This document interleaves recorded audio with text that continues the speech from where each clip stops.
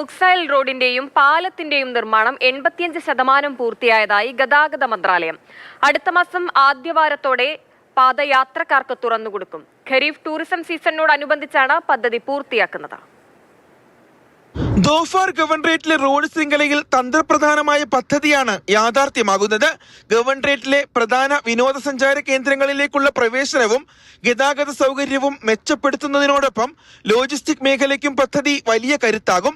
20 തൂണുകളിലും 12 metre ഉയരമുള്ള 2 പാർശ്വഭിത്തികളിലുമായി നിർമ്മിക്കുന്ന 500 metre നീളമുള്ള കോൺക്രീറ്റ് പാലമാണ് പദ്ധതിയിലെ പ്രധാന ആകർഷണം.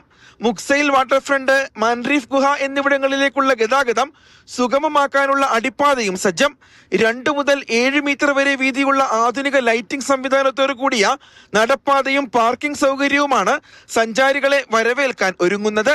മുക്സൈൽ ബീച്ചിലെ പ്രകൃതിദത്ത നീരുറവകൾ, മാൻഡ്രീഫ് ഗുഹ തുടങ്ങിയ വിനോദസഞ്ചാര കേന്ദ്രങ്ങളുടെ ഭംഗി നിലനിർത്തിക്കൊണ്ടുള്ള മികച്ച എഞ്ചിനീയറിംഗ് രൂപകൽപ്പനയാണ് പദ്ധതിക്ക് നൽകിയിരിക്കുന്നത്.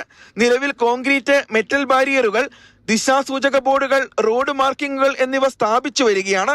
റോഡ് നിർമ്മാണത്തിലെ പാഴ്ചെലവ് കുറയ്ക്കാൻ അസ്ഫാൾട്ട് റീസൈക്ലിംഗ് സാങ്കേതിക വിദ്യയും കാർബൺ പുറന്തള്ളൽ കുറയ്ക്കാൻ സോളാർ പാനലുകളും നിർമ്മാണത്തിൽ ഉപയോഗിക്കുന്നുണ്ട്.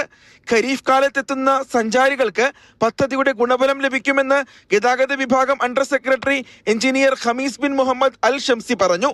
Mathrubhumi news, Salalah.